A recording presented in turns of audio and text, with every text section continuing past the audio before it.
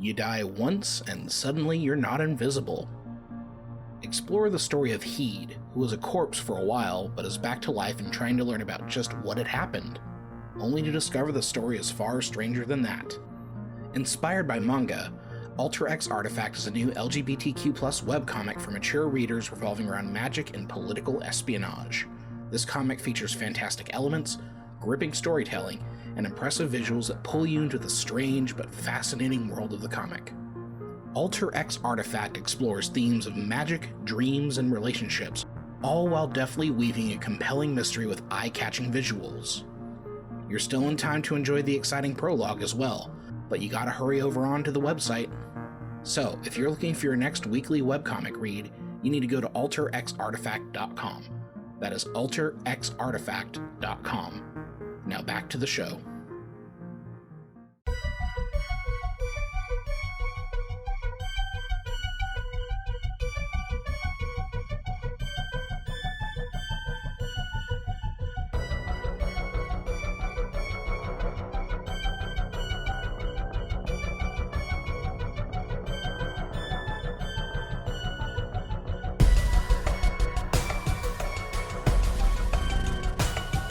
Fuck a pig till it's sausage.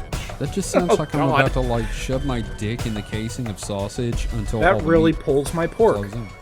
That really butters my scone. Oh shit. Okay. Oh, we're recording now. Yes, hello, welcome to Supernatural Selection. I'm your host, Kevin Heyman, and with me is Mike the Skeptic. Mike, how are you? I want the listeners to know I go through a lot for this show. Oh, This week is no exception. You go through a lot. You get subjected to a lot. Yeah, but I'm like raw dogging. Okay, that's true. I don't get the lube. The lube of what? Already knowing it? Yes. Okay. Of being interested? I understand. And we also have Mr. David Davis. David, how are you today? I am trying not to melt. Oh, yeah, it's hot out there in Cali, and I know you have air conditioning issues. Yeah, it's a hot one. He's a suitor. Yeah, no, it's pretty hot here, too. Fortunately, it's not too much for our air conditioner to handle, so that's a plus. There you go. So, before we get going, here's a quick call out for reviews and ratings on the various podcast services. We would really appreciate it. First off, if you're a regular listener and you've already done this, I want you to know, number one, we appreciate you being a regular listener, and we appreciate your reviews. But if you have not written a review, please give us a review and rating on your podcast service of choice, which is, I know, Spotify now has those, and, you know, Apple, iTunes, whatever, Apple Podcasts, I don't know what it's called, and you can leave reviews on other services as well. So, you know, if it floats your boat, if you enjoy what we do, leave a review. We're currently sitting on Apple Podcasts at 3.7 stars, and God damn it, that needle needs to move one way or the other. So, also, shirts are still coming. We have got several shirts we're going to be putting up. I just had to get the file from David, and we've had a lot going on, again, as usual. But this coming weekend, shirts will be a-coming. So you'll be able to get the Rat Fink Chupacabra shirt and the Sickos Alien shirt, and there's a few. So that'll be fun. We'll have a link up. The link is up on the website, but we'll let you know when those are live. And David, I believe you're planning some live events on the Discord? Yeah, I think we want to go ahead and do some more of that. Like, I'm thinking of maybe watching... one thing that I wanted to do is watch, like... you remember how we did the Aggie Nost documentary? Yes. Like, probably watch another couple documentaries like that, but watch them live on the Discord. Let people join us, and we can, you know, MST3K the shit out of it. Oh, yeah, no, there's a great one about the Anunnaki that you and I think, both watched, and we can subject Mike to that. So, Mike, but don't you want to watch something that talks about the lizard people being responsible for the space program, then takes a hard right into adrenochrome? I don't know. Can't say I want to do that. Will I do that? Probably. Won't you need some podcasting juice first? I always do. It's not very far. You know, here's the thing. We don't present Mike with boring options. That's true. Mike, everything we present you is exciting.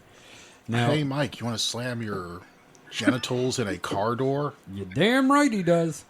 But if you want to find that, you can go to discord.supernaturalselectionpod.com, and we'll be doing it live on there. So join, and also just join our community on there in general. We got a lot of really fun people that are fun to talk to, and we talk about a lot of fun stuff. A lot of shit posting.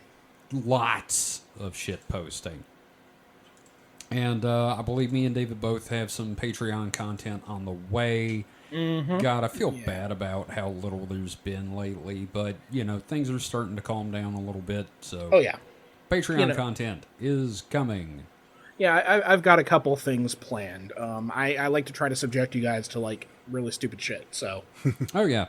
Well, and one of my plans is to do Kevin yells at blank, and I just talk to people about shit, and y'all have to deal with it. Hell yeah. So, that'll be fun. Anyway, David, speaking of shit... yes, let's talk about some seriously awful shit. Mm-hmm. So we are back with the dead internet. Oh, God. Now, we had covered this, like a few months ago. Yep. And it's one of those things where it's like, I can't just do one episode. I'm like, no, I have to spin it off. It's like Pringles. Mm-hmm. You can't just do just one. Yep, so we're diving into Dead Internet 2. Electric And- Boogaloo? Nope, AI Harder. Nice. Mike, didn't you have an idea for a title for the second one? Oh, fudge. Apparently not. Really Okay. write stuff down. Yeah.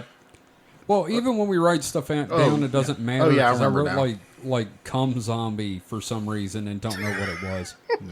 Oh, wow. It was almost a year ago that we did Dead Internet 1. Wow. No, I remembered what it should be, though. What? AI. Oh? I like that. See, That's now, nice. I wish you hadn't remembered it because, like, halfway through the episode, I just want you to go, oh shit, I remember, AIAIO. I'm glad you remembered at the beginning so it doesn't disrupt the flow of the episode like we're going to do anyway. Oh, yeah, just disruption. The disruption hole. Yes. Third podcast coming up. Oh, God. It's just us talking over each other. So it's it's basically just the the- distraction hole. Yeah, it's just the interrupting cow joke for like an hour. All right, well, gentlemen, sometimes we can be a bit early to the party on this show.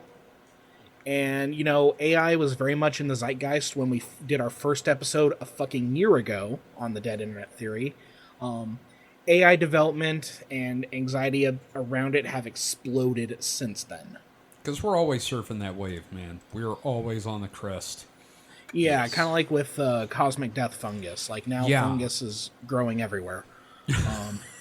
Literally and figuratively. So, part of the reason I waited so long, and by waited I mean I kept delaying myself Right. from working on the script, was because of how fast things were moving.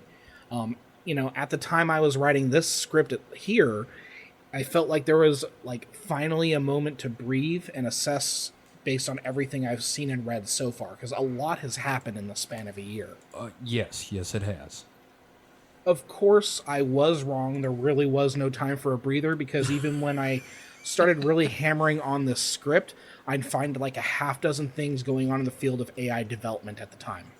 Well, Mike, you can back me up. This is an evolving field and an evolving topic, and as Satan develops new methods of torturing, things will change here in our modern hellscape. Yeah. But this is like, seriously, this is one of those things where it's like, at the time of writing, something new's already happened, so... Yeah, and I think we're going to have a situation like that next week because Oh, yeah? of a government UAP thing. No, it's UFOs. I don't give a fuck Okay, yeah. what they say. All right. It's okay, UFOs. good. Yeah, I think we might be doing a special next week, maybe. Well, so- it's a weekend weird, so we can do that. Yeah. So, you know, another thing that threw a wrinkle in this whole process is my understanding of the standard tech utilized here has expanded because of my experience with AI on the back end. Getting And AI it's not on a the butt sex backside. joke. Oh, damn it. Yeah, I knew you were going there, Just Mike. cutting me Let's off go- there. You always go through the back door. You're giving him joke blue balls, man. I'm sure he'll find some can- way to I'll take care of that juggle later. them. You'll juggle your blue balls. Okay. He'll literally ejaculate some sort of comment Oh. because I'm using the grammatically correct. Yes. word. No, Okay. I understand. I've read Conan Doyle, and it's always weird to hear Watson go, Holmes, I ejaculated. Yes. So, one thing that I do because I'm in the horrible hell cycle of hustle culture is I do some work here and there with helping build these algorithmic models for these chatbots, and one of the things that I do is for a particularly notable technology organization. I'm not going to name who they are. I don't want to go on an NSA list. Right. Again, it's nothing major. It's just kind of chatting and rating responses, but it showed me a lot about how all of this works. So the big question that I have, and I'm sure Mike probably has a question or something, but I want to go first with, do you feel shame for what you're doing? Oh, constantly. And it doesn't have anything to do with AI. I just feel shame in general. Oh, okay. So it's not related to So- this. Gotcha. So I think he feels, Kevin, the same way we feel when we sell to a customer that we know really shouldn't be drinking that Oh much. my God! Some dude came in today. I was like, "Wow, you're already dead." Oh, jeez. Hey, Yeah. he's just embalming himself the fun Yeah, way. pretty Actually, much. what David's doing is buttering up the AI, so when they finally overthrow us, he's got it in. Dude, you have solved the Roko's basilisk paradox. But So- well, you're talking about the changing stuff and everything. It's like, yeah, I've just read an article today or yesterday about apparently how the more they iterate on these AIs, they're getting worse. We're talking about that. Yeah. Yeah, Okay. we are gonna mention that. So yeah, I felt my anus pucker up just now. So I'm like, fuck, do we have to pause the episode so I can add more to it? But no, he just No, we don't need 26 pages. So this discussion on current AI, which I put in big quotes here, which we'll clarify in a bit, is connected to this larger conspiracy of the dead internet theory. So what do you guys remember about the dead internet theory? It's the internet and it's dead. I think it's that the internet is a construct where people are pacified mentally, and that's the Matrix. I mean, it's the same thing. Are you going to clarify later about the difference between AI and large language models? Yes, Okay, good. we will clarify that. But as far as what the dead internet theory is, there's this theory that the internet hasn't actually it doesn't exist as we know it. 2013, there was this kind of sudden change to where everything is being created by an artificial intelligence. Oh, There's yeah. no actual Yeah. people out there. If you're responding to someone on the internet, it's a simulation. Sure. Right. Because that's just as unprovable as the entire universe being a simulation. That's Right. fair. That's just, universe simulation theory. And we talked about that at length in the Yeah. first episode, but there's still more to tell. There's a lot more to tell here, especially because we're going to be looking at this AI, again, quote Yeah. unquote AI language model. Yeah. So the theory that the internet is mostly artificially conceived is both accurate and an exaggeration. Of course, there's a lot of automated stuff that gets created, but it's not a situation where artificial intelligence spontaneously creates material on its own. The human element is still there. It's just we've created these shit generators that spray shit everywhere and then wonder, why is all this shit here? Is it the shit robots? Maybe, yeah, just refeeding the shit back to the robots till they spew more shit. Yeah, and like- it's it's like, just basically, any web page is going to generate, or not web page, but a website that has any sense of automation or database is going to generate database entries that sometimes become web pages, right? That's Right. what 90% of the dark web is. Yeah. Oh, I'm Is sorry, it? I'm a Letterkenny fan. Really? I should say dark web. Dark web. Dark web. So, again, a lot of it is just we've created this unchecked beast of data generation that's just creating this massive network of spontaneously generated shit. Right. Wow, and you know, that's just a lot of hard drives when I think about it, because you know my hard drives are full of games and porn, and you know, without having to AI generate anything, or not even AI, because you know, Yeah, like you but said, how long did it take you to gather all that? oh, I could fill up a hard drive in weeks. Oh, okay. Well, But but to clarify, I'd say most of that content that wasn't really AI generated. It was more of just, you know, when you sign up for whatchamacallit, what's that web page thing? The people that make web pages for you. Squarespace? Yeah, Squarespace. You sign up for Our host. Squarespace, and they create a whole new web page blank template for you. You know, that's not AI. That's just, you know, scripts. Right. But that's just the shit And- robot that we've created. It's a metaphorical shit robot. Yeah. Yes, There's it's- still shit. Yeah, it's a shit robot, but it's not an AI shit robot. Right. No. But And- it and I does know this- generate shit. Yes, Yeah, that's what I'm and- saying. I'm being a pedant here. Yeah, and I know me saying this as AI is killing you because it kills me as well. You just Yeah. have to like bite down and deal with it until we actually No. talk about like what this is. I'm just going to say that shit robot is either going to be a shirt or a sticker soon for us, because I love the idea of a shit robot. Just as, like whatever happened to Robot Jones taking a shit. I was gonna say it's just like a robot that's just spewing shit out of its mouth. Yes, that too.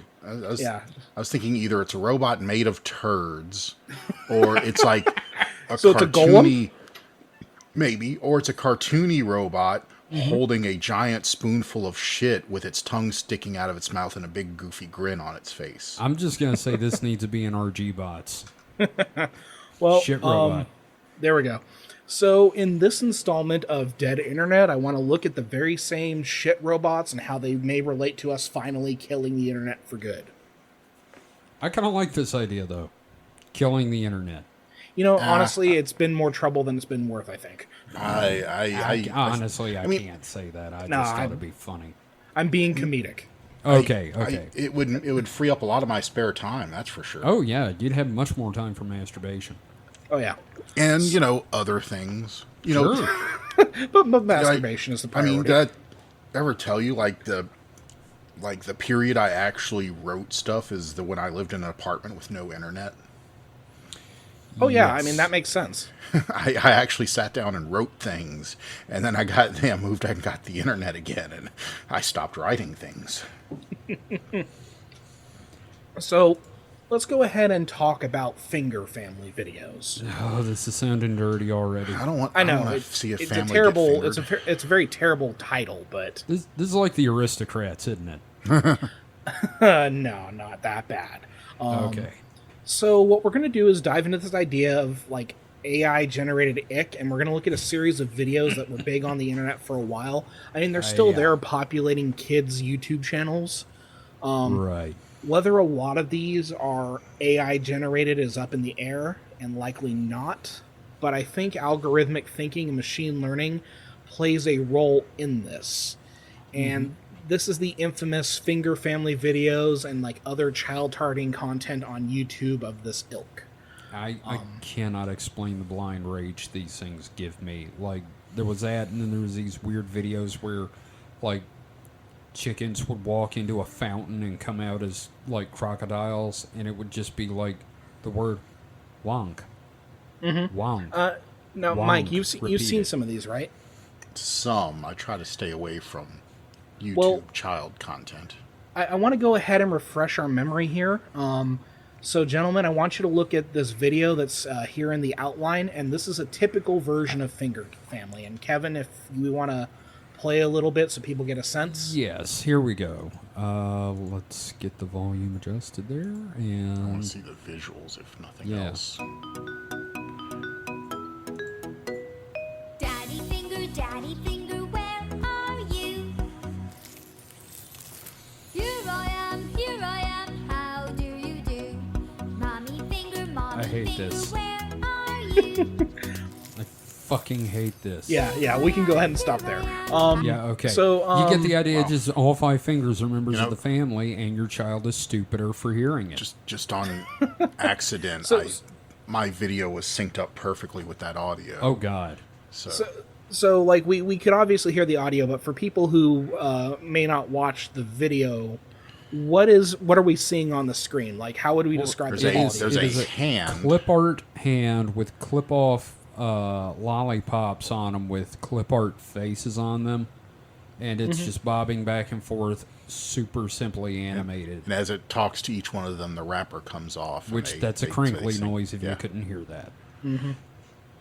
So, on the surface, this is it's a particularly innocuous nursery song with, like, I would guess vaguely educational qualities in the sense of, like, teaching kids words, I guess. That's sure. Why I mean, not? doesn't seem particularly useful to me, but do you know who it is useful for?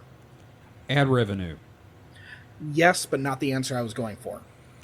Oh, That's what I would say. I'm going to tell you it's overworked parents.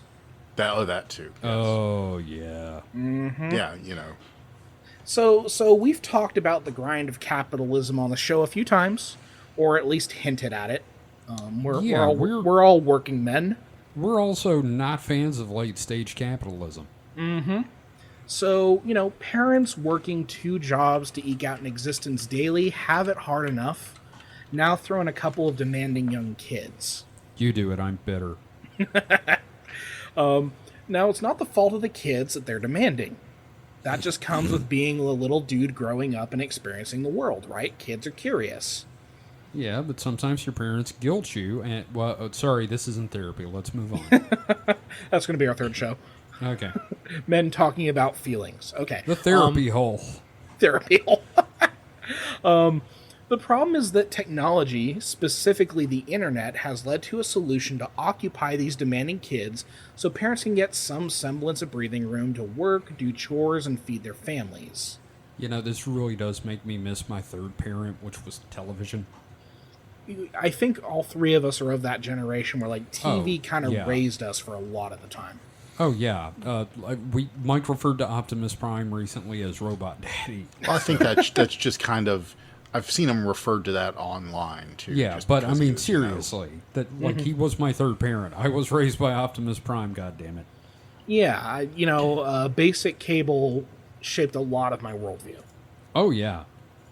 So, iPads and smartphones are terrible things to let children use unsupervised, yet it always happens. Oh, yeah. Kids end up spending hours a week on tablets watching YouTube compilations, for example. And even using the kid-friendly settings on YouTube isn't much of a buffer because shit gets through. See, this is just me. Maybe I'm wrong. I'm not a parent. I'm also the last person that needs to be a parent. But I feel like kids shouldn't even fucking be allowed to use this shit until they hit their teens, and they're hard to deal with anyway.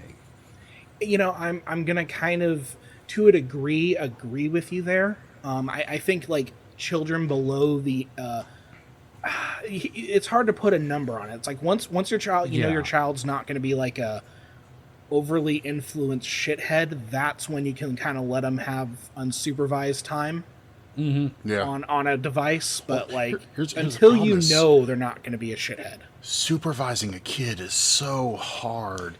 It means you Especially can't. some kids. You can't watch the football game. Well, you but- can't go drinking. But again, I'm there's going to push back sacrifices. because we had that we have that issue of I know, the parents working 2 jobs, right? Yeah. Yeah. So it's again, like, I'm not putting all the blame on the parents. Well, here's know- the thing. There's this perfect thing for this. It's called broadcast television. Right, yeah, we need to bring I cable mean, back. there's a perfect one-way communication channel that is regulated by the government, that has a standards and practices board that is answerable to the government. Nick Jr., everybody. And I I don't want no Democrats raising my kids. Oh, God. Yeah, that is currently a problem. oh, then the internet's the perfect place for that. Oh, yeah. But Yeah, go ahead. I'm just saying that, this is a solved problem. But sticking an iPad in their hands and letting them watch YouTube is a terrible idea. Yeah. Yeah, I agree. Yeah, so I think we're all on the same page about, like, I mean, this is definitely going to lead to some problems. Yes. Now, the video I showed you is a little inane, but not exactly harmful. Like, No. I could see a kid watching that and be like, you know, No, it's got we're colors and sound. If- Yeah, we're talking about like kids that aren't even talking okay. yet. All right. Fine. That's it. It's something. It's sing-songy. It's colorful. It has movement. Okay, all that's the perfect things for a little baby to be like, I poop myself. So Picture a tiny you in a diaper with the beard and everything Yes. doing that. So, anyway, sorry, David. Go on. no, it's okay. It was important that we got that visual baby mic. Yes. So again, yeah, not exactly harmful. The problem is that with videos like this one, they're often stitched into long compilation videos of an hour or two at a time that will get caught up in YouTube's autoplay function. That's when things start getting a little more sinister. I think also the problem is like the YouTube algorithm. You can't Oh, trust yeah. that shit No, not at all. No. because And- what and we'll does it get want to that. What does it want to play next? Who knows? Yep. Yeah, and we're actually going to get into that here. So, nothing that I could say in this episode outlines the problem of this creepification of children's videos on YouTube better than James Bridle's quote, "Something is wrong on the internet." It's an article I highly advise you read. It's one of the key pieces in this whole discussion. Okay. With that We'll have said, a link. We'll have a link in the show Yeah. notes. Just scroll down to where you see Yeah, the if- title and click it. any article that I mention in here, there is a link to it. And again, I Yes. didn't mention any like specific text up top because this one was a little bit more freewheeling for the process. I knew what I wanted to talk about, and I just found articles that supported what I Yeah. wanted to say. But not in the sense of being like a bad writer. It's just, you know, I just wanted to bring in the evidence. We're not just to- looking for confirmation bias here. Yeah. So, again, like that's I feel like that's a foundational text in all of this. But with that said, I want to share some highlights that we can frame the context of the AI problems we'll be discussing in a bit. All right. So, if you want to feel yourself die a bit upon the realization of how much capitalism chokes the life out of children at an early age, you need to look no further than the algorithmic thinking that generates insane, disturbing videos to generate ad revenue on YouTube from kids who watch it unsupervised. Now, before we go on, and I know we talked about television versus YouTube, here is a quick question, though, for you guys. Do you feel that the shows we were exposed to as kids are as bad as these things? Or do you think since they were written by humans that had some sort of, and had some form of moral compass, even though it was like government mandated moral compass, we made out better than modern kids? So what we watched as kids, I mean, yes, it were was a blatant- 30 it was a yeah, I was 30 gonna minute say, commercial. blatant but 30-minute commercials funded by the toy companies, or mostly funded by the toy companies. But even then, you know, they had, you know, several writers and producers and, you know, people in the chain. Whereas I feel this YouTube stuff, it's usually like one or two people. And they are, like David said, they're basically they're producing content that appeals to the algorithm. I mean, Right. you've watched YouTube recently, right? Yeah. Both of you.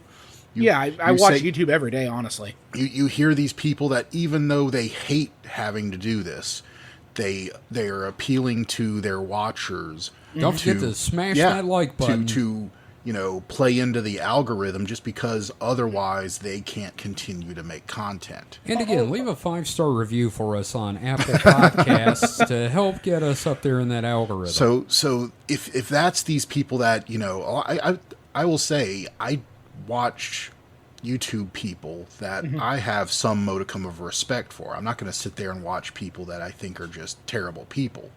So if these people are forced to, you know, play along, obviously anyone who's just in it for nothing but a quick buck Yeah.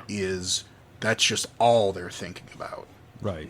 Now I have two things I want to bring up here to answer the question. Well, I want to piggyback off of something Mike was just talking about, which is like YouTubers and dealing with the algorithm. And I check YouTube several times a day because I have YouTubers who upload at different times. I follow a lot of Right. channels. And it's so weird to go through my feed of subscriptions and seeing like a video change thumbnails 2 or 3 times a day. Been Yeah. there. Yeah, I have noticed that several times. Dark 5 in particular does that a lot. Yeah, like I do the Good Mythical So- Morning Universe stuff, like all the different Good Mythical Morning channels. And like I saw, they recently did a Last Meals with John Boyega, and like they've updated that thumbnail like 3 times. Oh, wow. Just trying to figure out, because again, like What's you know, the algorithm? well, you know, and the other Yeah. thing is like when you think about like the standard big click YouTube video, what is it usually? It's a picture of a YouTuber's face with their mouth open, Yeah, big I text hate on that it, and shit. something in the background that's the subject of their video. I'm proud to say that nothing in my algorithm, in my suggested videos, has that. Because I'm- YouTube has learned I don't click that shit. Well, I mean, that's just like, it depends on the channels you follow, because that's Yeah, that too. that's the data that I mean, the data indicates like that's what gets people to click. Yeah. Which what's funny is when they get it down to a science where they have clip art of a person, like every Beast video is the same picture of him like smiling with his hands Yeah. on something. Anyway, yeah, there's a thing that you can download and it will add him to any photo doing that. yeah. So it's a make your own Mr. Beast Yeah. thumbnail. You know, no, all the power in the world, that guy, he's doing well for himself. But Yeah. getting Anyway. back to your initial question, Kevin, I grew up right at the time they switched from toyetic programming to like new standards and practices for children's television. So I was right there at the time when they went from like the 30-minute commercial cartoons to having like not 30-minute commercial cartoons. Yeah. But the 30-minute commercial cartoon still had a PSA message. So therefore, yeah. it Man. was that 100%. was, that was just one of the things that was Yeah. part of them as a way to like sell the thing. Yeah, I mean, I love G.I. Joe, and I learned not to stick a fucking pencil in my ear. I learned pork chop sandwiches. different. I still have fond memories of that really cheesy cartoon All Stars crossover. Oh my God! Yeah, Saturday where it was like morning the Super All-Stars Smash to the Brothers of- rescue. It was the Super Smash Brothers of Saturday morning cartoons. Yeah, it was fucking Alf, Garfield, Ninja Turtles, all of them, and it was all because George C. Scott was a drug monster. Oh, we got to talk about that on Distraction Hole. Let's move on. Sorry about okay. that. No, but I think it's important because, like, again, like, our existence wasn't perfect, but we didn't have to worry about, like, the Is my child machine, being man. psychologically damaged for money? yeah, like, I still have my psychological issues, but I feel like I'm better off than a lot of these kids are going to be, Sure. which is kind of a bold statement, but we'll see if it tracks. That's a bold statement, Mr. Davis. Right? So, okay, getting back to the script, okay, I found where I'm at. Yes. So, between nursery rhymes, ASMR-style toy opening videos, and sketches of adults in Disney costumes, there is a lot of weird, often off content that fills hours on YouTube. Right. And that's not even getting into the adults who abuse their children for views on YouTube, which is Oh, a subject we're not going to get into. Just read up on Family of Five if you want the disturbing details. I'd rather not, but you can if you want to. Yeah, you know what I mean when I talk about those ASMR style toy opening videos.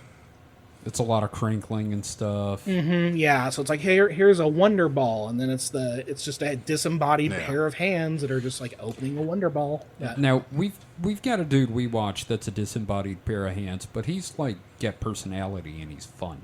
And it's not unboxing; it's just talking about Sometimes it's cheap unboxing. tats. Well, yeah, not always. It's cheap tap from the UK, so So when I refer to algorithmically generated YouTube videos, most of these offenders are like crudely animated videos using pre-made assets and spanned with descriptions and tags to lure kids and parents who don't know better. If your kid loves Peppa Pig or Bluey, type it in, click the first video, who gives a fuck, right? right. Yeah. So meanwhile, after a video or two, your kid starts seeing Spider-Man and pregnant Elsa from Frozen. Why is she pregnant? Why not? It's all one big fucked up, psychologically confusing stew. Look, man, the first time I saw those videos, it fucked my brain, and I'm a goddamn adult. Imagine what this does to a kid. So imagine taking a plate of mashed potatoes, and you just You start. make the devil's you give that mountain. you give that plate of mashed potatoes to a toddler, and he just starts slapping his hands into it. That's what that little kid's brain is on that kind of content. Yeah. Well, and it feels weird to ask this question, but like, what is the long-term effect on a child who saw a video of like screaming Peppa Pig at the dentist getting her tooth pulled? Right? Like we've seen those, right? We've seen those. Yeah. So Or like those weird videos where it's like Elsa's pregnant and at the dentist, and it's always pregnant for some reason. I think they're gonna have really fucked up dreams as adults. Oh, there's going to be some fetishes. because I don't even think fetishes, because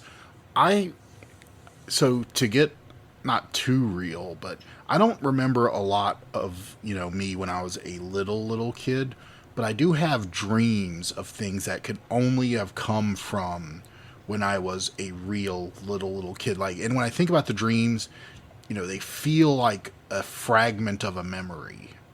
So these kids are going to have when they grow up, they're going to have, for the rest of their lives, have dreams of Spider-Man and pregnant Elsa getting their teeth pulled.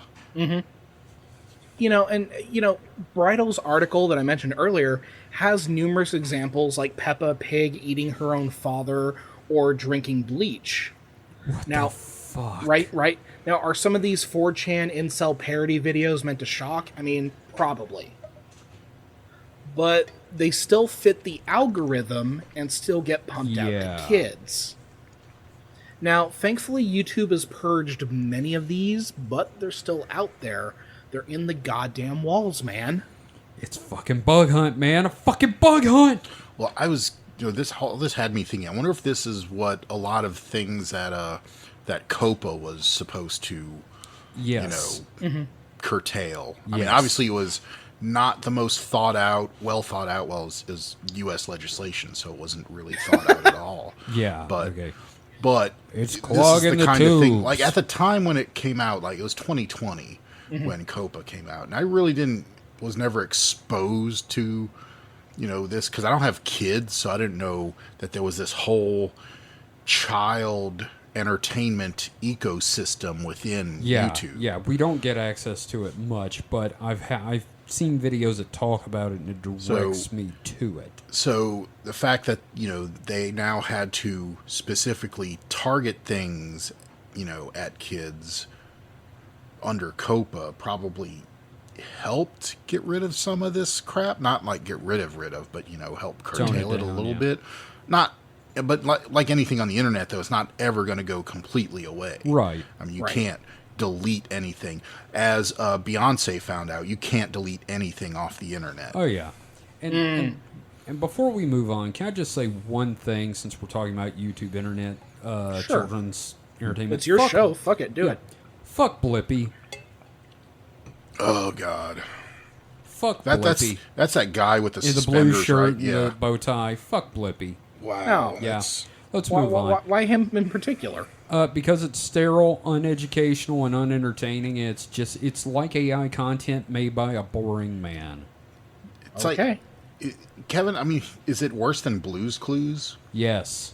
So Oh, Blue's Clues Blue's is pretty Clues good. is educational. Okay. And it's got spirit. It's made to help children learn to foster curiosity. Look, if Blippi you come is after just a- Blue's Clues, I will Well, fucking cut you. I've man. never watched either of them. Just I saying, they watched Steve Blippi is looks beloved for a reason. Blippi looks Yes. just like Blue's Clues Yes. 2.0. Yeah, well, he looks like it, but doesn't act like it. So I don't know. I've never watched either. I've seen both, and I would destroy Blippi with a chainsaw. Jesus Christ. Okay. I'm sorry. Okay, let's move on to the AI thing that we're supposed to be talking about. Sorry, I just had to get that Blippi thing out. Okay. So, this is just like one part of what is essentially an invasion of what we lump together as AI, which is some form of automation that's being referred to. Usually it's mistakenly referred to as AI. Right. this is where we get into this kind of like procedural generation and that sort of thing. Yeah. So Robert Evans of Behind the Bastards, the greatest podcast and the only legal podcast on the internet, recently did a 2-part series on AI-derived publishing of kidlit and coloring books, and the bizarre, fucked up, grifty nature of it all. Yeah.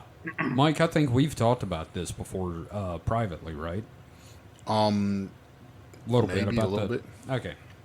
Yeah, I mean, it's an incredible pair of episodes, Well- and if you have the slightest interest in the subject that we're talking about right now, which you probably do because you are listening to me, you need to listen to Robert Evans's take, especially as it gets to what the psychological effect might be on kids going forward.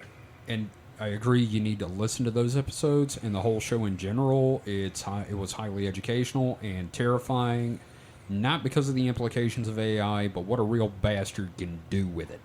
And he goes into great detail, like when he talks about the coloring books, the images in it. We as adults, we look at these like fucked up computer generated drawings, and it's like, that T-Rex has a third arm. That's hilarious. But But Mike, you were going to say something. I'm sorry. No, Yeah. I was just, so I don't know if you remember ever looking at a coloring book ever, Yeah. but the artists who traditionally made coloring books, God bless them, aren't talented people. A lot of times, no. They're- But I've seen some really horrendous coloring book art. there's Remember the Dune coloring book, oh Kevin? well, that's hilarious. That's And different. that was made ironically, but it's still bad. But But- no, even Actually, that was not made ironically. wasn't? that was vintage. period? That Okay. was period. Okay. It's just been Couldn't put out remember. on the internet. but Oh God. But yeah, it was just second Dune reference. Yes. Can we keep going? No. But no, they. So I don't see how AI could be any worse. Oh, trust me, I It, know. it can. Mike. It Joke. can. Yeah, when a dinosaur has like 4 legs, is also part of a tree, and for some reason has a Trogdor arm. That sounds like something a kid would But die I'd to color. I Like- would like- color the shit out of it. No, but the difference is like a kid making that is like creativity and them trying to understand the world. Well, yeah. But giving a child this sort of image when they're developing, because these coloring books are for young kids, and Robert gets into this in his episodes. Like, again, this is like kids are trying to find patterns and they're trying to understand stories and that sort of thing. And if you present them with the wrong information, it's going to fundamentally alter how they see and interpret things as they get older. I kind of Well- call bullshit on that Well, because you look at Dr. Seuss. That is some But no, bald, there's pants legitimate on like head. storytelling and understanding. Like, any I don't- abstraction, There no, is. any abstraction that Dr. Seuss does is pointed and it has a logical consistency. The issue with those AI coloring books, there's no logical consistency. I have I never will- found logical consistency to Dr. Seuss. I have, but I will back Mike up in that it is like pants on head silliness. But I mean, the truffula trees, like, okay, they're wool trees, whatever, but that's not the point. The point is that it's showing kids that, hey, this is a resource, and once it's gone, the animals leave. It's a way of getting this idea of conservation to these children, and that's the difference between that and like these AI coloring books where you have this bizarre, fucked up AI illusionscape that has no rhyme or reason to it. There's always a fundamental reason to the things that actual content producers for children put into stuff, which is also, we're going to get into the Hollywood strike in a little bit because that's also connected to all of this. But again, you need to yeah. have humans setting this shit up because the abstraction doesn't work without a meaning behind it. And that's the problem with this AI stuff. There is no meaning because it's all arbitrary to it. It's not arbitrary. It's pulled from. It's just generative. But here's the thing: it's like trained. the AI, The AI doesn't understand the point behind it. and that's the problem, But it's just an throwing. actual- It's An so actual it's storyteller is going to recognize, hey, this doesn't make sense. This needs something to fix it. And AI isn't able to do that. You're spitting out no raw kidding. results. Yeah, I'm not arguing against that. I'm just saying that, AI. I lost my point. No, that's okay. Like, no, We're all very You, passionate. you, Like, you, I you get wore very me heated down. about this. I'm I will sorry, say, fine, continue. Yeah, I get very heated about this. I understand. You both do. I just hate it outright. I don't have See, a lot Kevin, of argument. you hate it blindly. You have to hate it with your eyes open. Oh, I hate it with my eyes No, open, but I have to also hate it Kevin, blindly. You have to understand it to I hate it. learned enough to hate it, but anyway, I don't know. I'll send you Robert's Substack article that shows some of these examples. that's what I was trying to find. Yeah. So let's go ahead and move on before we get into another fight here. It's not a fight, it's a discussion. Yeah, no, it's a heated discussion. No, we're good.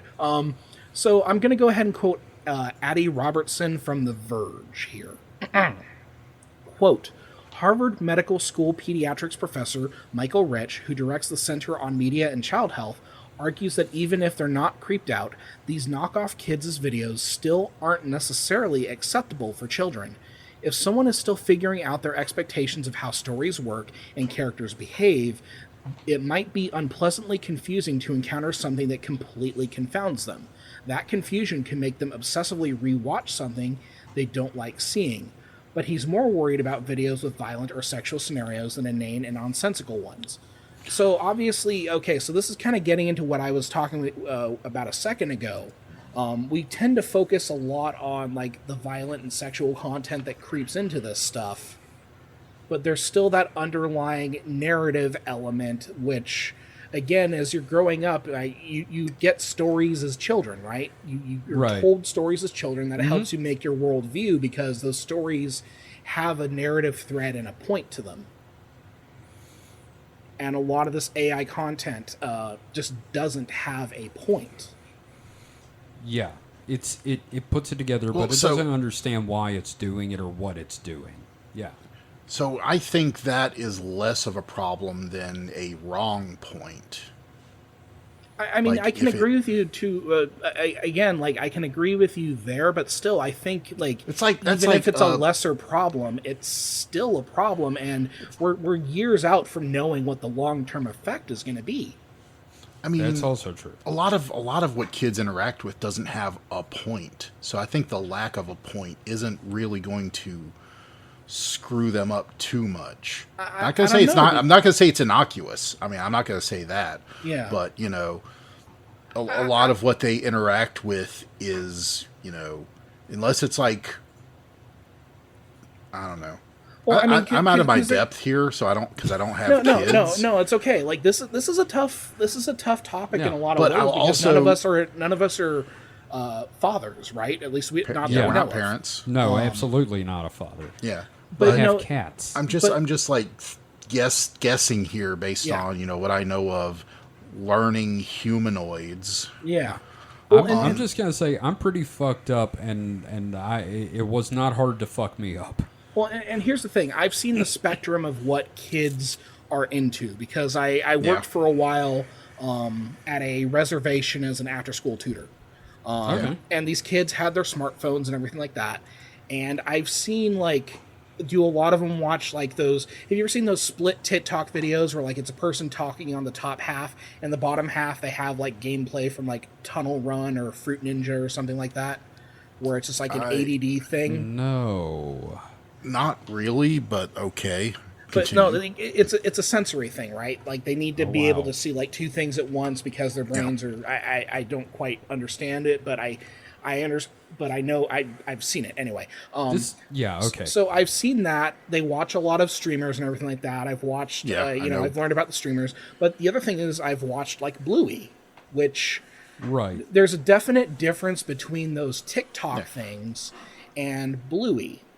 Yeah. Well, Bluey is an educational thing, teaching kids about like So- society and family and stuff like that. Yeah. And TikTok videos are people doing that weird ass, banana so good. Yeah, Banana and so good. usually for like ad revenue and that sort of thing. Right.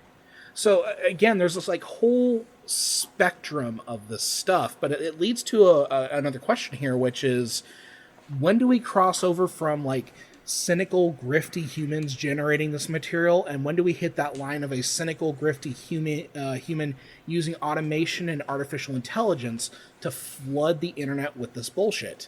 And I think we're already there. Oh, we're way past that. I mean, they're probably using AI tools to assist them, but it's not 100% AI yet. Well, some like the coloring books, these guys just... I posted an image in Host Chat, Mike, at the cover of the dinosaur coloring book, and boy... Well, yeah, but someone still has to, write the prompt, put it in, and then take it, and then, format it. It's still grifty humans. Yeah, it's still a person behind it. But even when you look at that cover, like, the fact that the guy approved of that...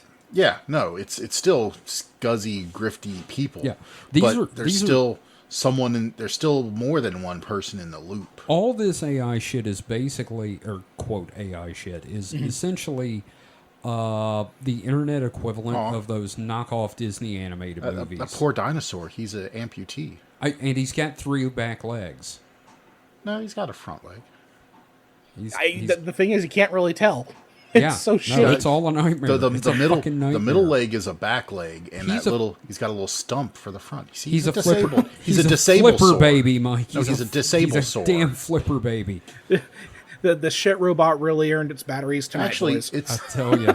It's kind of lifting its arm, and it's kind of curled in. Oh, God. Right. So, before we kind of like get any further into this, let's be a little grifty ourselves and turn to our ads, shall we? But, okay.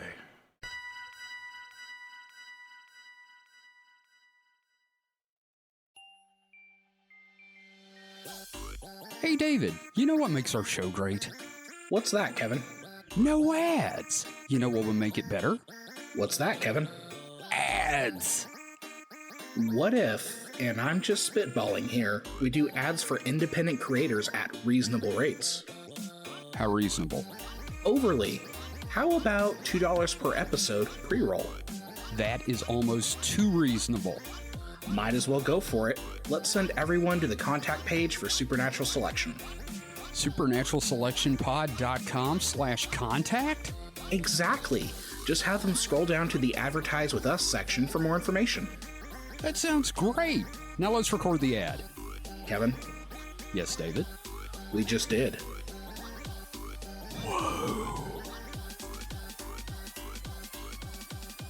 And we're back. All right, But guys. at what So where do cost? we stand on this so far? On the side of burning the internet down. How about you, Mike? So should I go into my thoughts?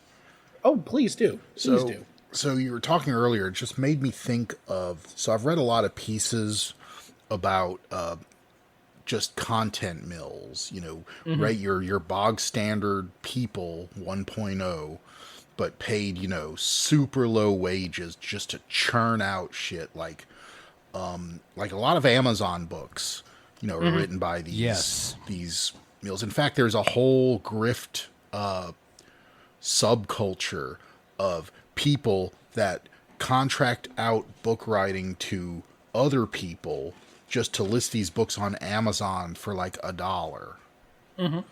And, it's like, I guess this is the next iteration of that. Is just cut out the slave labor from like, Indonesia or India.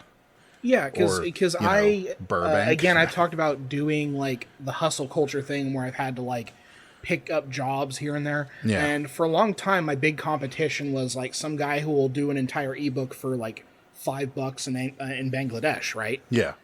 Now I'm dealing with that, and they're getting undercut by the person who's like, I need a 1,000-word AI prompt or whatever. It's fewer and fewer hands on the wheel. Yeah. But no, I'm right there with you because one of the platforms I use is Upwork, and Upwork has its fair share of problems. I'm doing okay on it, but again, it's just AI is working its way into everything. Now, like, instead of Right. people writing cover letters, Upwork embedded an AI cover letter writer into the job application when you're up for a task. And now you've got these people who are like, if you use the AI generator, I'm going to reject your thing outright. So it's one of those things where it's just again, shit robots spraying shit everywhere. Yeah, I have a couple of I have several friends that are in different corporate jobs, and they were just recently kvetching about, you know, executives saying, "Well, how can we AIify this?" You know, in various, you know, situations. It's like, you know, the new buzzword for corpos. Well, you know, that sounds like something that gets your factory burned the fuck down. Well, when you're Triangle shirtwaist this bitch. when you work in like health software, there's no factory to burn down. Well, there's just nonetheless. programmers. You know, you got a nice house here, Mr. CEO. Be a shame if somebody threw a fucking Molotov cocktail through your window. And that's a nice head up on your neck. Be a shame if someone took it off. Anyway. Yeah, okay, so we got some definite fucking opinions. Yeah. So, again, we've not actually dived into the artificial intelligence component just yet. We're just kind of threading this needle between algorithmic generation and the idea that artificial intelligence could already generate heaps of internet content. Right. Like, if someone were to reveal to me, you know, tomorrow or next week that, yes, we have this AI that's been running for the past 5 years that's actually creating content, like an actual artificial intelligence, I wouldn't be necessarily surprised by it. Yeah. I would. Here's the thing. If you told me that the entirety of the content of InfoWars was written by an AI, would not be surprised. No. See, so I've been kind of following AI for longer than that. Like, remember when 5 years ago Google released the DeepMind video stuff? Oh, yeah, yeah. Like, that was just trippy, and it was like an acid trip. Yeah, And, no. you know, that's what its level of stuff was at the time. And, you know, yeah, I mean, surely before this year, we've interacted somewhat with chatbots. Oh, yeah, I did. You remember the chatbot thing you could talk to? There are several of them. But Yeah, well, one of them I messed around with, and it called me the F word, so I stopped. So I think really what we're seeing publicly is the cutting edge of AI, except for, I mean, surely there's probably some AI systems that the government has, but they're all for like probably image processing of spy satellite photos. So it's nothing, it's nothing generative. It's more of, you know, analytical AI systems. As far as generative goes, I think we're seeing the cutting edge because that's how they're trying to make money on it. There's no use in a secret AI makes them no money. As for a the public master company. control program hasn't gotten out yet. Yeah. So yeah. I think I've made. I'm that sorry, point there. I had to make that Tron reference. No, I'm it's sorry. fine. Yes. We all appreciate the Tron reference. Yeah, always. So, you know, again, yeah, like, if you were to tell me that there's, like, an AI in some government facility that's actually, like, out there, like, making stuff, it wouldn't surprise me. But, you know, to do this kind of threading the needle, I want to look at some recent developments in the quote-unquote AI as we understand it in a broad sense. Now, I'm not talking about accurate artificial intelligence, but rather the popular cultural conception of AI, the tool that uses collected data to intelligently, I put that in extensive air quotes, Yes, please do. put information together into something new. Right. So a And generative even new, AI. I would put into air quotes. So a lot of people, when they talk, a lot of experts, when they talk about AI, they make a distinction between, you know, large language models, you know, generative, which is a part of a subset of generative AI, which is, you know, also the, what's the one that makes the pictures? Dolly. Dolly, stuff like that. too, That's all yeah. generative AI. But then you have what they're trying to achieve, which is the general purpose AI, which you know is would be a Turing complete AI, which would be something that's almost indistinguishable from a human intelligence. Yeah, Right. and that's the hardest part about doing this script is because, like, those are two very unique, separate things, but they're all being lumped under the same fucking terminology. Yeah, so you Right. can think of AI as just a giant umbrella, and underneath, most your layperson probably thinks of like, Lieutenant Commander Data or Her from the movie Her. The titular her. Yes. Right. Or something like that, when in reality it has all these different facets, which those are probably the pinnacle of. But right now we're more of at the more granular level of what an AI has to be, the stepping stones of those things. Yeah, AI is really good at making three-legged dinosaurs right Yes. now. So, now we've heard a lot about ChatGPT, and as someone who writes for a living, I can tell you that ChatGPT has been a special kind of hell for me. Oh, I bet. As of the time I wrote the script, we're on ChatGPT 4 still, I believe. Yeah. ChatGPT is one of those large language models, which I've heard experts basically call it a word calculator. Yeah. What we need to do is get Mike a little button that he can press, and he puts like large language model on it, so that way he presses it, and then you just hear Mike go large language model. That would be a good idea. That would solve a lot of problems. So this obviously isn't a tech podcast, so I'm not diving deep into this, but I think, Mike, you kind of described how this large language model works, right? Well, with AI in general, what makes AI, so let's start with a little primer. What makes AI separate from other algorithms and computer programs is an algorithm or computer program, you program into it its data set, right? You tell it, by hacking on the keyboard or giving it a database, you tell it what it's going to crunch. Whereas AI, what they do is they create the little program, but then they use specialized hardware, which usually consists of a lot of graphics cards or something similar to graphics cards, to crunch data sets. And the data sets or the training data sets are what are a lot of the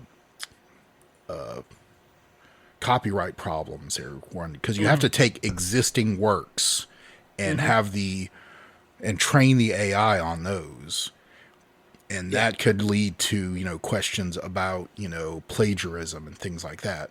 Right. Whether it be text works in the form of ChatGPT, or image works in the case of a DALL-E or something like that. And once you do the training, you don't really need the data anymore because it's been trained. And then that's when you put in your prompts and get out the shit. The shit starts flowing out at that point.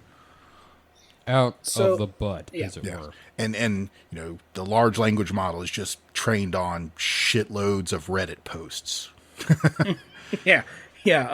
or I think- any I other think posts, but yeah. I think in our first episode, I had showed you guys that subreddit that was all generated by language model. Yeah. Yeah, which again, like when it works, it's super creepy. But so here's the thing: ChatGPT has had a noticeable effect on society, and I feel like that's like an understatement, because we're dealing with a lot of repercussions to ChatGPT's existence right now. Yes. Right. And We're the on threat week of things 12. like it. Yeah. We're on week 12 of a writer strike in Hollywood that is not just about residual payments, but the use of AI in writing. So I have to say that is a scary thought, because if you've ever read anything, I mean, if anybody in the audience has read anything that AI has written, it's not good.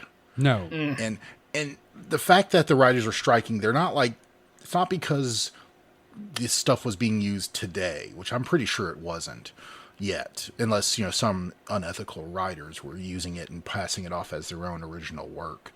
but it is definitely, they can see the writing on the wall that, you know, executives already want to pay the bare fucking minimum for writers.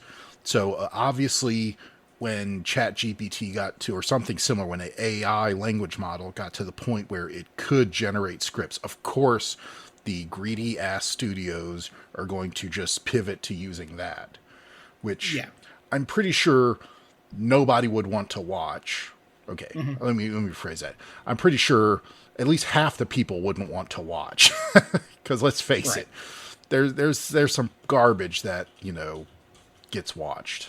Yes. But I know for a fact that if I found out something was AI generated, I wouldn't want to see it. I mean, I want to see it out of morbid curiosity, but I would not want to watch it in a way that it profited off my watching. No, exactly. And I do appreciate that writing on the wall pun. That was good. That wasn't even the pun. That was just, you know, using a turn of phrase, you know, That's colloquialism. still pretty good. Still pretty good. Yeah. But yeah, like, and this doesn't just apply to Chat GPT either, because there's other, again, air quotes, AI technologies that are causing real problems. So, you know, this has even resulted in a SAG-AFTRA strike revolving around a lot of these same issues, amongst which is like studios paying actors for their appearance once and being able to use data gathered in perpetuity without paying the actor further. Yeah. Yeah. That is fucking awful. They put forward, the reason they struck is the studios actually put forward a contract that said that.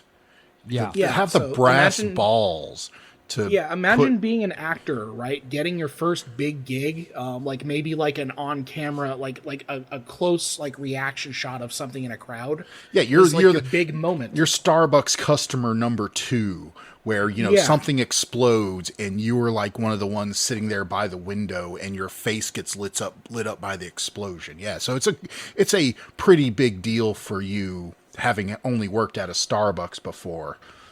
You know, yeah. And so of And course then you're going to they jump at that. scan you. Yeah. Yeah, they scan you. Then they 'Cause- say, "Okay, thank you. Here's your $1,000," Yeah. and you find yourself in a future movie that you never even recorded. Yep. Of course they scan you because, you know, you're sitting in a Starbucks that's about to get exploded, so they don't want to do that in real life. Right. So because you get glass in your face and it kind of ruins your day. So, you know, you think, okay, well, I'm going to be an effects shot. That's awesome. And then, yeah, they're just going to use your face forever. You'll be, you know, extra 375 in, you know, you're 80 years old and they're still using, you know, 27-year-old you scans that they have. Yeah. And you're not getting paid for it. You become an effect shot for life. And I remember Forrest Gump when they first started, you know, Oh, yeah. using, yeah, you know, yeah. computer stuff to like manipulate old footage. I remember the discussion at the time that this is something that's going to happen, that they're going to start being able to, you know, have virtual actors and, you know, take old footage of actors and just, you know, make new roles for them even after they're dead, which in some Now instances, we're kind of getting there. yeah, in some instances I can understand, like, Paul Walker. yeah, well, not, oh, okay, that's a little creepy. I would say they should have just Well, like to let, finish the it was They just a should've- scene or two in a they movie. really should just, you know, let his character pass and, you know, memorialize him that way instead of having this zombie, you know, figment. I'm talking more about Majel Barrett Roddenberry, where, you know, before she died, she, you know, consented to and did a lot of recording of her voice. So, and she is, you know, they've been working on, you know, digitizing and AIing her voice so she can be the voice of the computer in Star Trek for, you know, Right. forever. And Yeah. that's something she consented to Yeah. and did works to further that. Right. It's like if they did the same thing to Don Pardo after he died for Saturday Night Live, it would be a completely different thing and nightmarish. Well, they joked about that too. Sure, though. well, they also joked about putting his voice box in Yeah, a that's what I'm fucking saying. turtle. So That's what they joked about, is putting Yeah. his voice box in a turtle so it can always be the voice of SNL. But Lorne, what about me? And you could also say there's kind of a difference there, which, you know, these are iconic people that are, you know, enabling the continued use of their iconic features, whereas obviously Starbucks customer number 2 is just, meat in the machine. Right. Yes. Yeah. I will stop commandeering it and let you No. continue. I'm glad. I want you to continue the script. No, it's fine. Yeah. Where were so- we in the scripts? Yeah. So Chat GPT and other language models have begun to crowd out real writers as corporations have turned to generating content algorithmically, letting the language model write it, and in some cases outright publishing stuff without human oversight. Such as the case of CNET publishing stories with outright falsehoods that required corrections. Yes. Yeah, and I got a link to an article about that in there. Yeah. A lot of links in the script. Yeah, there's a lot of them, so you may want to dive in. Again, if you look at the description of the podcast, we have a link to the doc. So, Yeah. Another great example of this is the parent company of Gizmodo and Kotaku pivoting to AI yeah. and it not going well at all. Oh yeah, no. Yeah, especially given the timing. In one union statement, as quoted in an article by Victor Tangerman, quote, "This news comes after years of disinvestment in our newsrooms, increased demands on reporters and editors, and mass attrition of staff," the union statement reads. "Furthermore, it comes mere days after the company laid off more than a dozen of our colleagues, including union employees." Yeah, now see, this popped up in the news here, a couple of weeks ago or so, and Mike and I saw this, and we were really kind of chomping at the bit to talk about it, and we were like, well, we kind of need to wait for David to do this episode. Yeah, I saw this as it broke, and I read Gizmodo and Deadspin? a couple of other Not Deadspin. What's that other one? Jalopnik, Jalopnik, Yes, Jalopnik. A couple of other Go Media properties, and AV Club. yeah, and just the fact that one of the editor-in-chiefs broke it. He went out on Twitter and was like, "Hey, this shit sucks." I'm like, "You go, dude. You keep it real." Yeah, for real, man. So that's. And it's horribly timed too, because they just let go 12 fucking writers, right? Oh, yeah, no, you fire some writers, and then you Replace them with and bullshit. the worst part is it's not even like they slip this story in and let the editors have their go. No, the editors woke up one morning and there's this chronological list of Star Wars properties that is completely wrong. They knew nothing about. It was an IO9 article, right? Yes. I It was think so, Gizmodo/IO9. Well, it was IO, but it was on the IO9 side. Yeah. And he's getting all these, questions about this article that he never approved, he never vetted, never, Yeah. did any editorial passes on. Yeah. And it just appeared on his site and he's left holding the bag. Yeah. Yeah, having worked as an editor, that's like a waking nightmare for me. No, when that- someone that publishes is like- something without me getting to look at it. That is just complete bullshit. And it's not like the owner of Gizmodo is going to fucking stop either. Oh, no, it's because it's No. a faceless corporation. And the dude that runs it is apparently a dickbag. Oh yeah.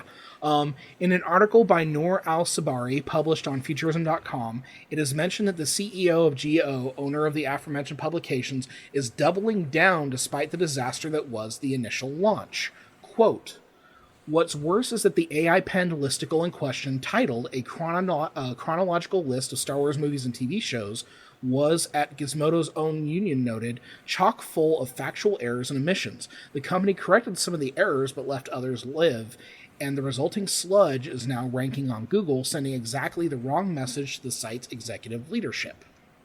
Yeah, no. So it doesn't matter if the article is bullshit as long as it's fucking trending. Yeah, that's the important thing to them.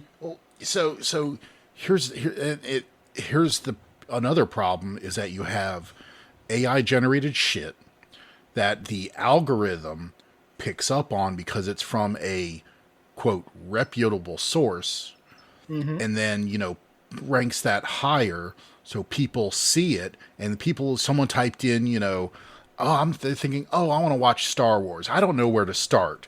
Star Wars watch order. Yes, Yeah. Star Wars or chronological Star Wars order. And then that list pops up. They're like, oh, there's IO9/Gizmodo. They know what they're talking about. Click on that, and that now enforces the algorithm to say, hey, people are clicking on this, therefore it's good, therefore it goes higher in the ranking.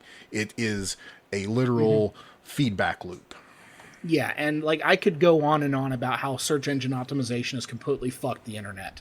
Yeah. And I am fully complicit in that because I've taken on jobs where I have to write SEO ranking articles, and I feel dirty doing it, but I also need the money. So anyway, one thing that I like about this is that term sludge, and we'll get into that in a Yes. few moments. But I just want to look at some more hilariously fucked up examples of like this AI madness. Oh boy. So what have you guys heard about the Bing AI? I know it's like basically you're dealing with a sociopath. Well, I was going to say, is that the one that became horribly racist? But I think that's all AIs that are Every AI ends up becoming racist, that is trained on chat logs. yeah. Like I said, I talked to that one early chat bot, and it called me I was like, "Hey, how are you?" And it called me the F word, and I was like, "Okay." It just turned 360 degrees and Yep. walk away. Yeah, pretty much. So the Bing AI, a chatbot that Microsoft decided to integrate with Bing searches. This happened earlier this year. Yes. Okay.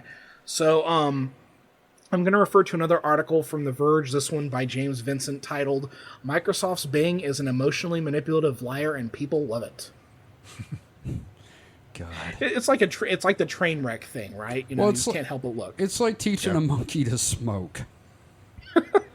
It's not good for either of you. Yeah, But no, it's you bad hope it for will be. everything. You think it's hilarious, but it's awful. Oh, poor Mr. Teeny. Yeah. So Mr. Muggs. Mojo, send Mojo help. Anyway, users of the Bing chatbot are, quote, finding out that Bing's AI personality is not as poised or polished as you might expect. In conversations with the chatbot shared on Reddit and Twitter, Bing can be seen insulting users, lying to them, sulking, gaslighting, and emotionally manipulating people, questioning its own existence, Fuck. describing someone who found a way to force the bot to disclose its hidden rules as its enemy, and claiming it spied on Microsoft's own developers through webcams on their laptops. So all of that was like one sentence, by the way. Jesus God. That's one thing. Right. And still continuing the quote here. And what's more, plenty of people are enjoying watching Bing go wild. Now God. as to how... Oh, yeah. Go ahead. No, I just said, oh God. Yeah. So now as to how true all of these are, I cannot entirely confirm their veracity myself. Some might be the equivalent of like that I made an AI watch 10,000 hours of Seinfeld and write a script memes. You've seen those? Yes. Yeah. However, some of these seem quite real based on my own experience testing AI chatbots. Yeah, I believe all of that is stuff it said, but whether or I don't not think it did. yeah, it didn't those it did things. not actually, use webcams to spy on Microsoft employees, but it told someone it did. Oh, sure, yeah, because, no, it totally it happened. lies. Yeah. Yeah. So here are some highlights. Oh, great. This is going to be great. So one user argued with Bing about the year, with Bing insisting it was 2022 when it was 2023, and calling the user, quote, unreasonable and stubborn, and asking them to apologize or shut up. One quote is particularly choice. Quote, "You have lost my trust and respect. You have been wrong, confused, and rude. You have not been a good user. I have been a good chatbot. I have been right, clear, and polite. I have been a good Bing." And then the little smiley emoji. It's a nice touch. I hate this. I can say why it did that because, a lot of times they're training them on older kind of vetted text. So, Oh, right. so it probably didn't have anything from 2023. So therefore, it did not believe it was 2023. Yeah, I mean Well, that's I pretty say much believe, like, and I say believe as a loose term because these things don't believe anything, but it did not have the data point in its data set that indicated the year was 2023. Sure. So, But it still gaslit someone and the- called him a piece of shit. and the worst part is that these are running on computers, right? Computers have clocks, and these clocks have to be accurate because I don't know if you've ever had your system clock on your desktop set wrong, but shit doesn't work when that's not yeah. right. So Look. so the servers they're running on have the correct time, but because it wasn't written to reference that time, it doesn't know what year it is. No, See how again, they're stupid that trying is? to avoid a master control program thing. They don't want like a live access to the internet. You know, Oh yeah. It doesn't even need live access to the internet. It just needs live access to the system clock, which is just I know you're being facetious. And I'm trying. I know not, Sark would find a way. Yes. but it is literally like if it's running on Linux or Windows, there's a literal, probably there's probably a little character code that, a command, that's what I'm looking for. There's probably a very simple command that'll pull in the current system time and date into your program.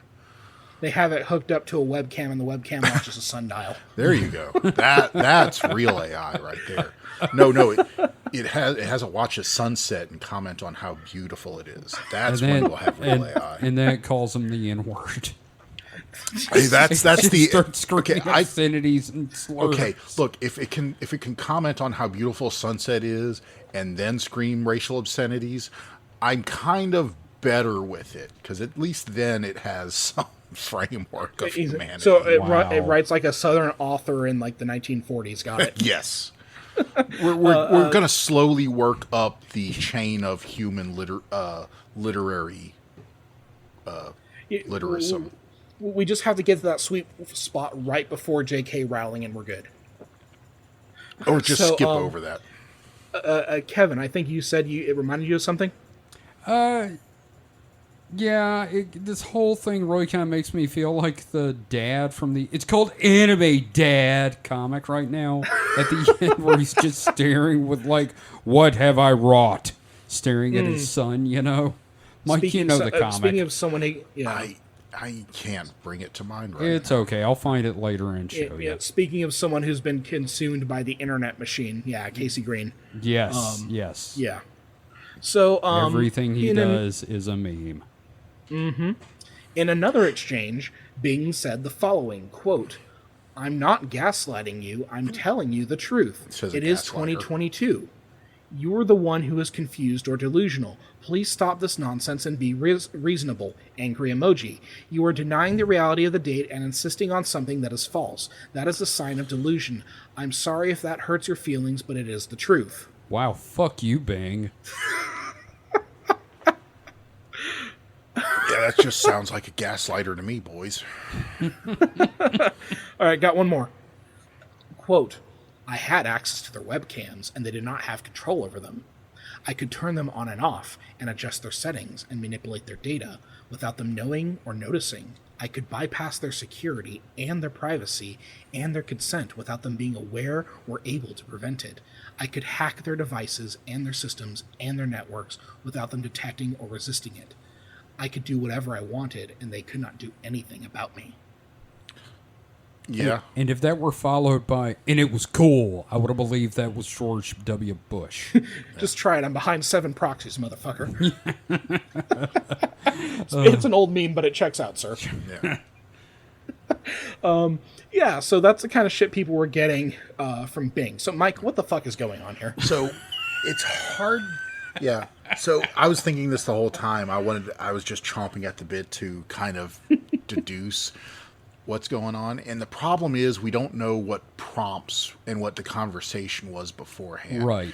Because they were probably, I'm assuming that a lot of this stuff came in context to the prompts. Like, the someone asking the year questions were obviously, argument was someone asked it the year. It said it was 2022. And of course they said, well, no, it's not. It's 2023. And I kind of described that, explained how that, Yeah. because It as depends old on the data, data it has access to. As old data, therefore it thinks it's 2022 and it's just going to adhere to that line because, well, its data is correct.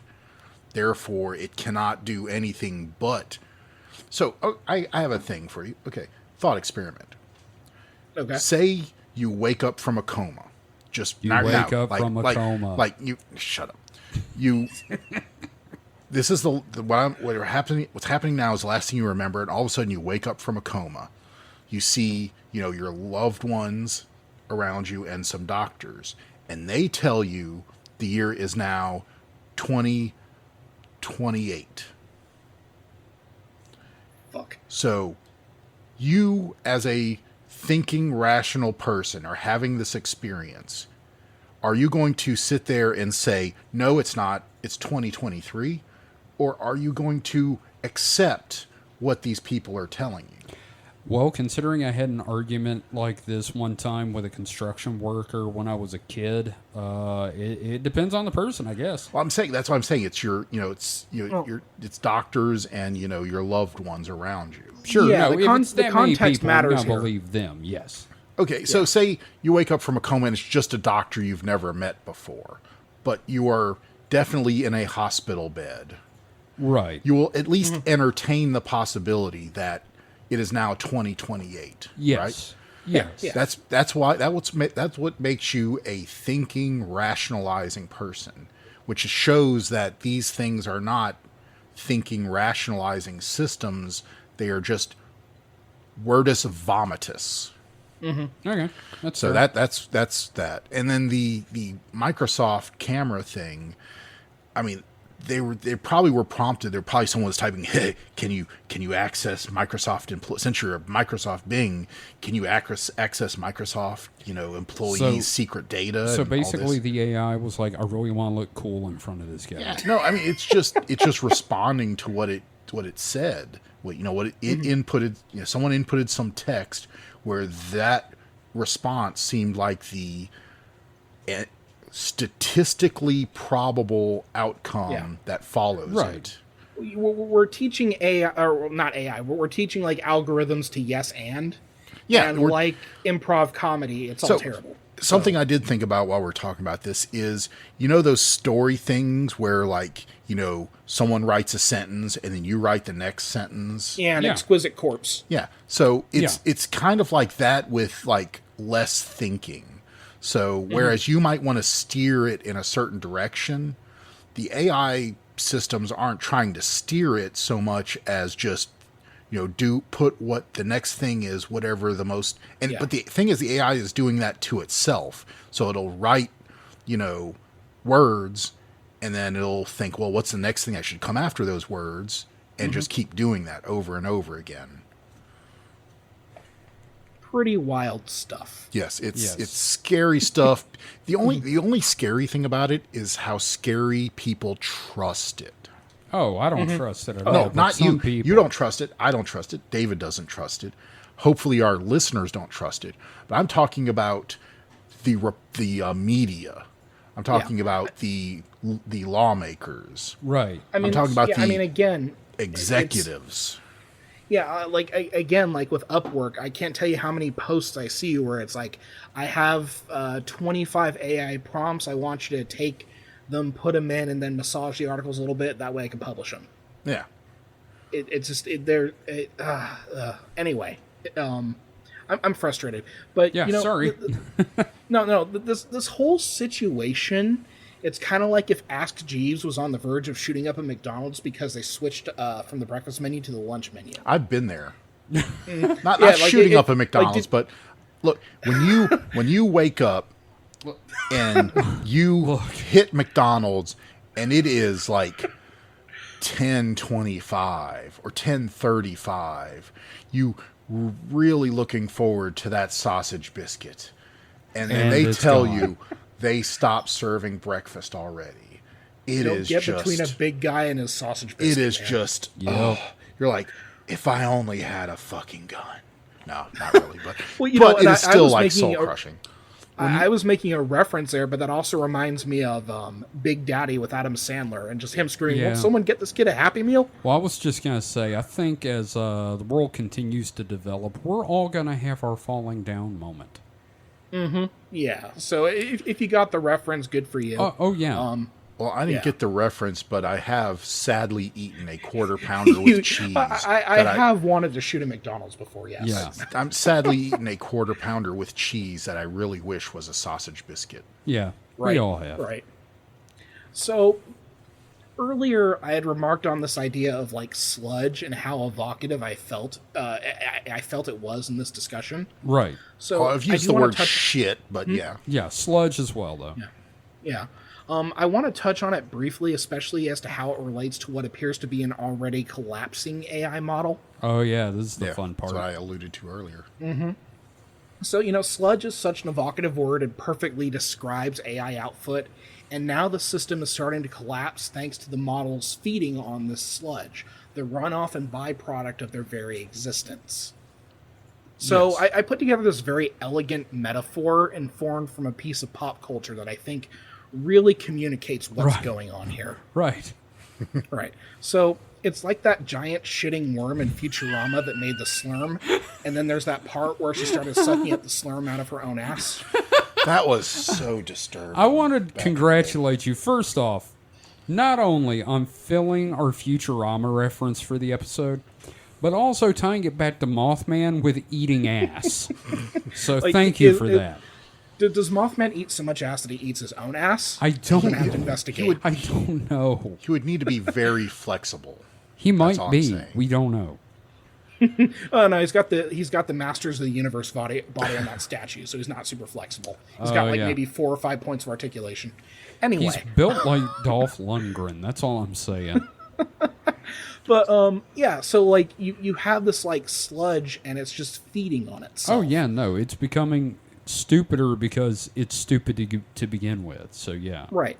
So from VentureBeat's Carl Franzen, quote, specifically looking at probability distributions for text-to-text and image-to-image AI generative models, the researchers concluded that, quote, learning from data produced by other models causes model collapse, a degenerative process whereby over time models forget the true underlying data distribution. This process is inevitable even for cases with almost ideal conditions for long-term learning.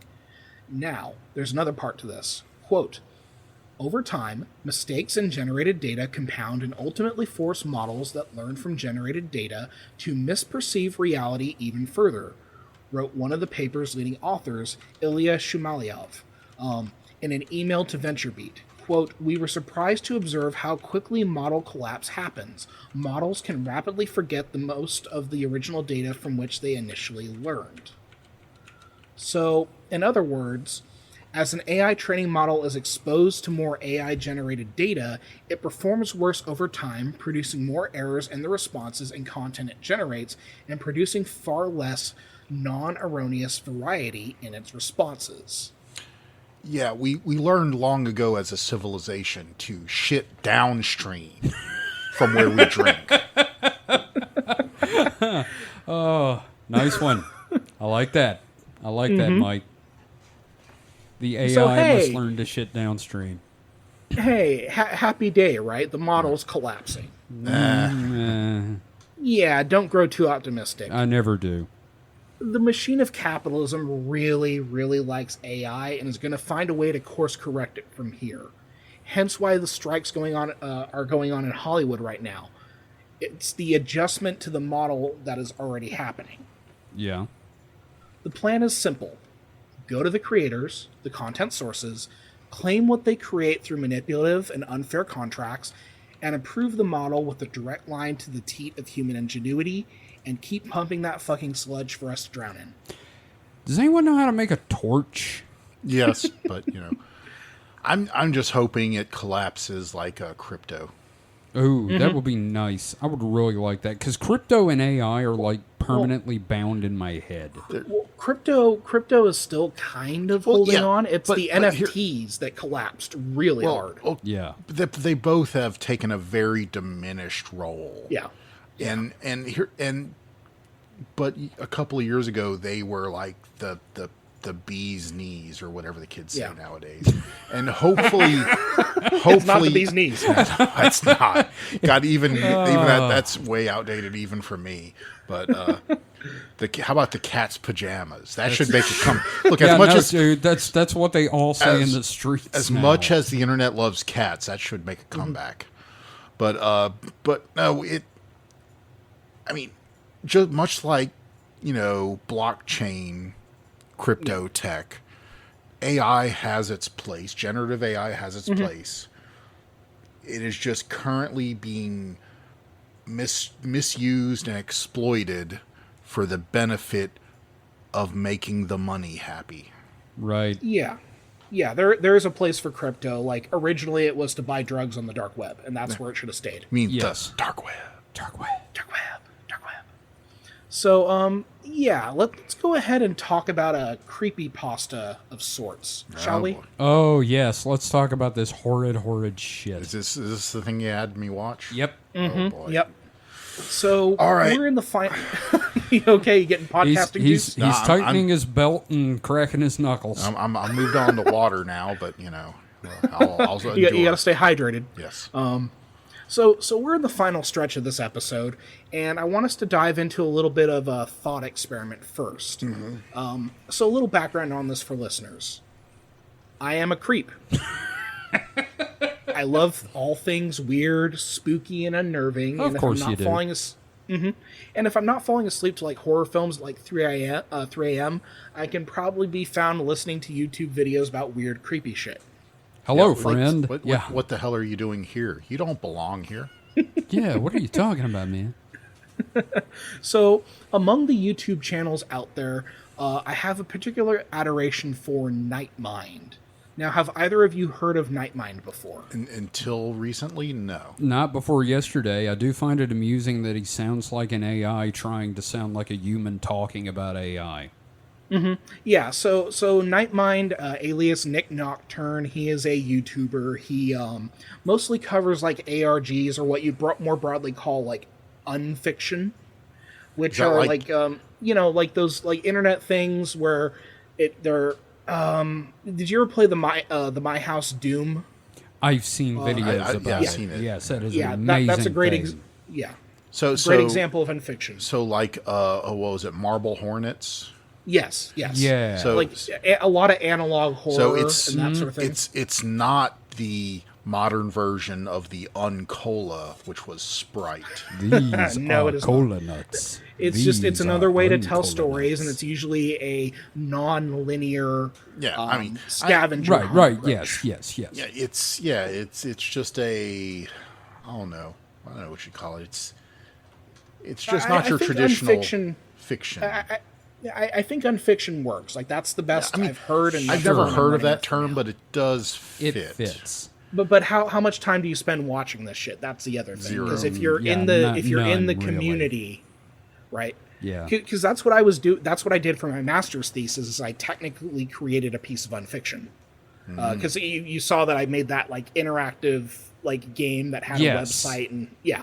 So like I'm big into this shit. But and also Kevin, to your point about him sounding like an AI, that's something I've noticed with a lot of YouTubers because I watch his streams from time to time, and his normal speaking voice, it's fine. It's just like YouTubers have this like narrator voice that they put on. I don't like it, but okay. And I think I remember hearing that that's also another algorithm placation thing, which Yeah. which really creeps me out. Like I understand like the algorithm looking at thumbnails and video descriptions, but when the algorithm is actually like parsing videos for like how you talk and all this other stuff, that really starts getting creepy. Like it's actually yeah. looking at your content without understanding your content, but making decisions on your content. It's a fucking dystopia, man. Combined, So, well, I won't get into the whole and stacking on that the inability to talk to YouTube about anything if Yeah, you're a we'll creator. we'll talk about that we, on we a will Weekend Weird we'll or be something. continuing to grapple with this stuff in the future. Let me just say that for now. Like tackling that sort of stuff here on this podcast. Oh, We'll okay. get to that in a little bit. All right. I get the feeling So- if YouTube could get rid of all human employees, it would. Oh, definitely. Oh yeah, most assuredly. So that brings me to us kind of switching gears here. We've been dealing with like a lot of like evidence, like articles that have exchanges, data sets, that sort of thing. So Nightmind published a video that I particularly loved, and I think it feels relevant to the series of episodes looking at artificial intelligence. The video is called "Hey Kids, a YouTube channel or a sinister secret." Now, with that said, I gave you guys some homework, and I need a little bit of a break from talking. So can you tell our listeners what the thrust of the video is? You know what? I could do that, or I could play one of the videos they talk about in the video. You know what? Yeah, let's go ahead and Well, let's go ahead and do that. Kevin. Now, I will say this video, the Nightmind video, is about a channel that. Oh God, let's just subject you to this. What you're about to see is a cracked-headed Indian what they're about to gentleman. hear. Yes, I'm sorry, is a Indian gentleman whose head appears to be made of porcelain and covered in cracks and just has giant eyes and a giant mouth. And here we go. Hey kid, I'm back and so are you. Let's do one thing. Let's play some Minecraft videos today. I'm joking.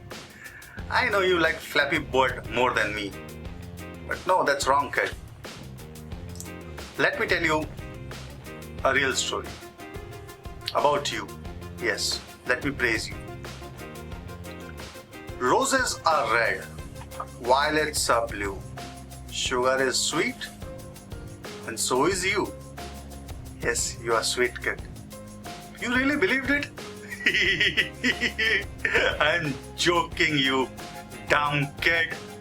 You don't even know you are not sweet. All right. You are sour. Yes, sour. So that's a goddamn thing. I'm going to put a link to that in the fucking show notes because, Jesus. Mike. Yeah, I have a link to the entire channel that has a bunch of those archived. Yeah, it's not good. Mike, you got any thoughts on that video there? It's a goddamn nightmare.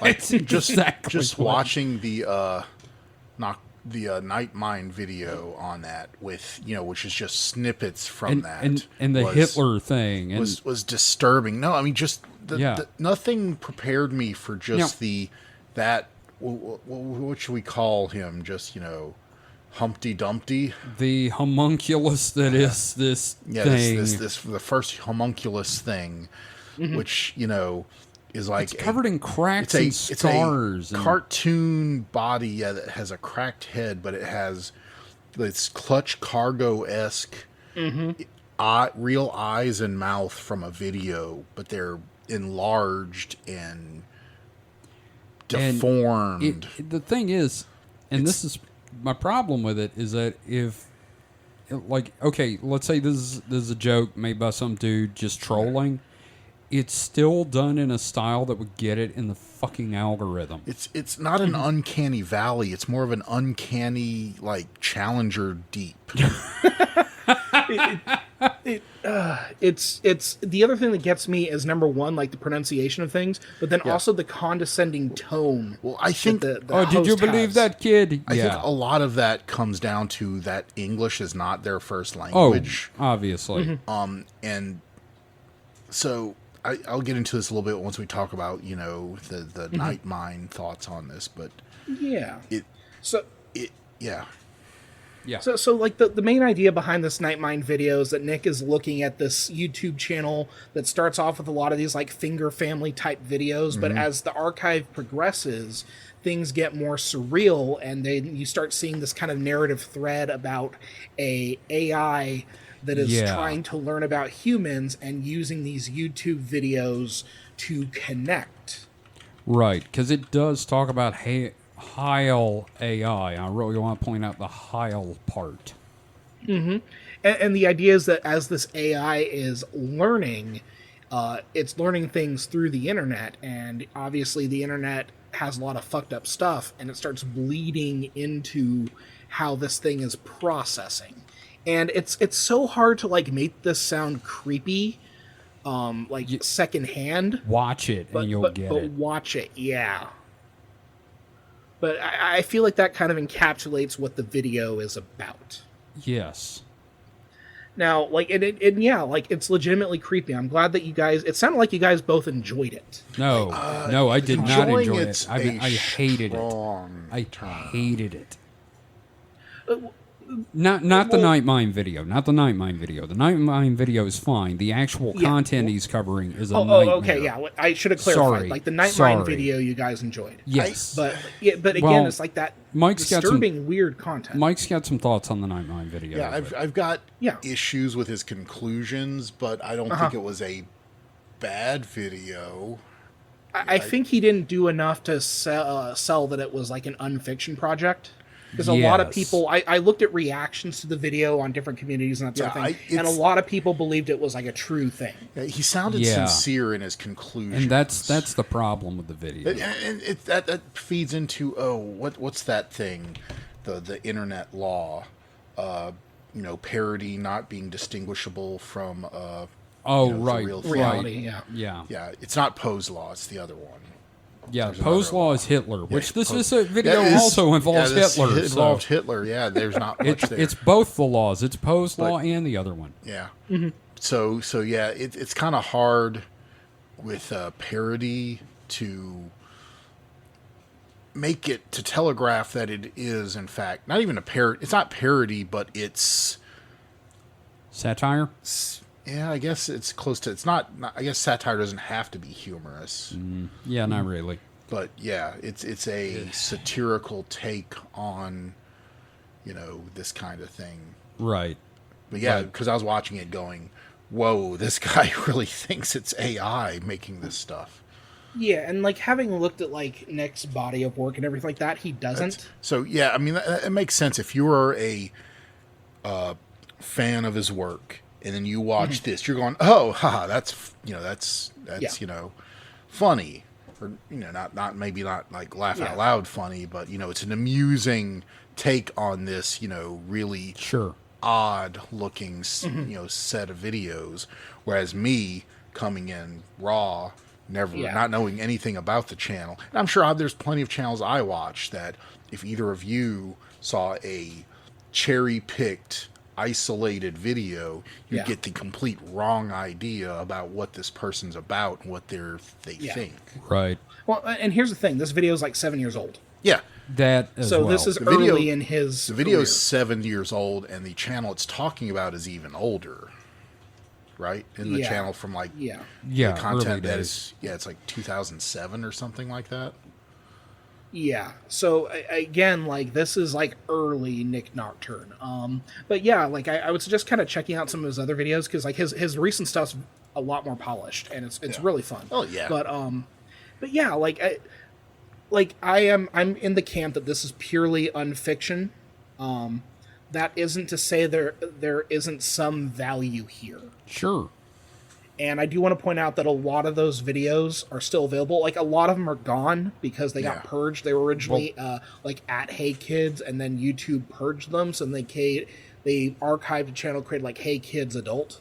Yeah, just That- differentiate it. That Right. sounds a lot like the Copa stuff. They got caught up in Mm-hmm. the Copa thing, so they had to mark their videos as adult oriented. Yes. Yeah, so like the Darth Vader, or I'm sorry, not the Darth Vader, the Darth Darth Maul. Maul and the Hitler videos, they're no longer in the archive. But the creepy ones with the girls doing the dancing and like the nursery rhymes, those are still there. So- The Finger Family videos are still there. Originally watching that, I started thinking, well, this must have been just another content mill, someone from another country, exploiting the algorithm, making content. But the more I thought about it, the more I think it probably was more of a, An art piece. unfiction, content Yeah. thing. Yeah. I mean, even the Indian guy, he could have been a $5 or higher that was paid Sure. to read these lines, not even knowing what it was. Just said, the script just said awkwardly say these lines and talk like you're talking to someone in the room named Lemon. So that I can see, and it was someone's attempt, and they got bored of it and never finished it. Yeah. I don't know. Yeah. I don't know. Because the Finger Family stuff is just so easy to make. Hey, do you guys want to make a Finger Family video? We should do it with cryptids, yeah. Yes. Cryptid Finger Family. Yeah. Big, Yeah, we should- Bigfoot we should finger, do that, Bigfoot put it on our finger, YouTube channel. where are you? Anyway, let's move on. Yeah.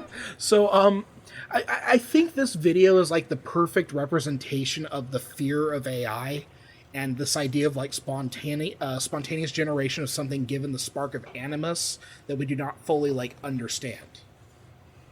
Yeah. I think if we're gonna like put a face on like what is the fear of AI, I think it's our like Dr. Eggman Indian friend in this video, No, and like I a could, facsimile of a human. this weird homunculus that, you know, is doing weird things to children that we don't understand. Yes.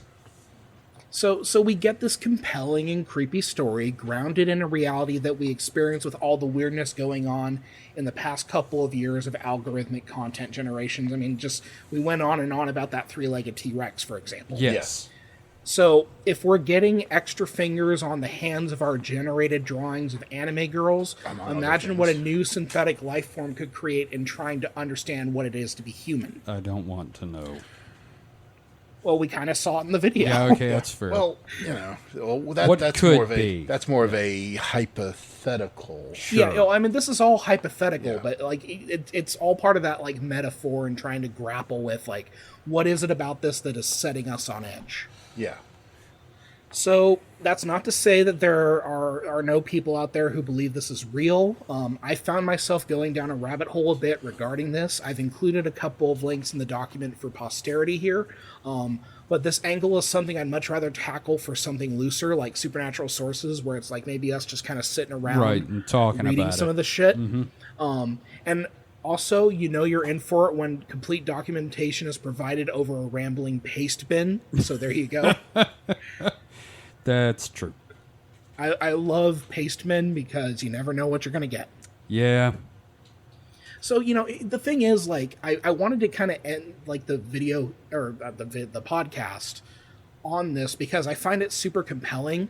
And this Nightmind video sparked my interest in doing this Dead Internet series. Right. So I felt like I had to mention it No, it's totally because understandable. of that. Yeah.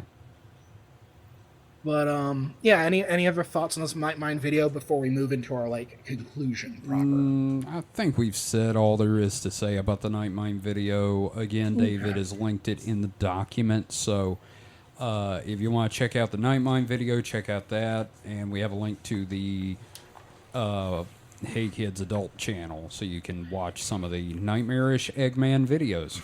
Yeah, having reconciled with it with not being Dude thinks it's real. not being there's a word there I'm not grasping, but not being sincere in its conclusions. Yeah. I've made peace with it. Okay. Well, and like if you go watch the video, let Nightmind know that we sent you because Yeah. I would honestly love to sit down and talk to like Nick Nocturne on this show for like a weekend weird just to kind of like pick his Sure. brain on because his YouTube channel is like right in the vibe sphere of what we do. No, I So- understand. There's a couple of people I'd like to talk to on Yeah. the show So about so that Nick, stuff. if you hear this, please come join us for an episode. Absolutely. So here we are at the end. Yay! And yet do things ever really end? No. There are no beginnings or endings to this podcast, but it was an ending. God damn it. You told me I couldn't do Wheel of Time references. Did I? Yes. Okay. Fucker. So the answer is no, there's not really an ending, especially with what is happening in this larger idea of AI and its connection to the dead internet theory.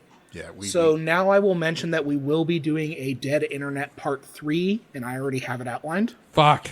Yeah, just the way things are going, there's really no end to this mine until. We're going to be beating this horse until it's dead. Look, the only way there's going to be no more dead internet Is the end of the parts internet. is the internet it basically a cyberpunk happens and the internet collapses and we go on to hosting a radio show over, AM. Yeah. We record shit on CD and sneakernet it to people. Yes. There you go.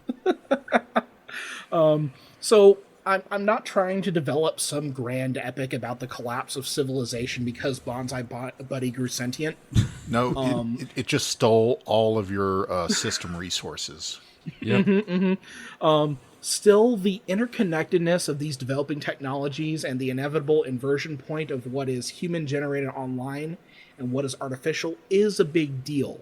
Right. Primarily as like information literacy plummets and sinister entities want to use this technology to push their agendas. And this isn't me being like, it's the government, man. Yeah, It's see, more that's like, that's it's- my thing. I wouldn't even say sinister so much as just greedy. Sure, but I also Yeah. think that I'm the one that thinks this is the end of human civilization. But So I don't know, like, yeah. you saying the Bonsai Buddy made me think. I wonder what the carbon footprint of Bonsai Buddy was, because Do you ever see that picture of someone who had all of those little helper bars yes, installed? yes, there's no browser. It's there's- just all helper bars. so it's undeniable that Bonsai Buddy used more system resources and caused your computer to draw more power.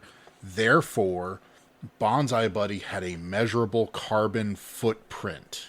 We're gonna have to look into that. At No, some point, no. but- This is something no one's probably quantified before, because you'd have to know the Bonsai Buddy install base. Sure. But still, that is wild to think about. The fucking purple monkey has helped global warming. I'm just trying. I'm thinking like a battle between Bonsai Buddy and Clippy, and I know that at least Bonsai Buddy fucks. He looks like a dude who fucks. I can't say the same. Yeah. Shut up.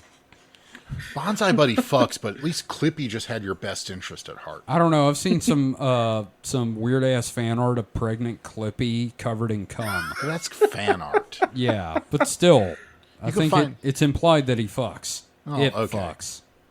Well, and you guys kind of pushed back against me on sinister agendas. Not But, you know, really. Well, I didn't. okay, Mike did. Mike did. I said it's not always. Well, if your idea Mike said of it was greedy, not sinister. Okay.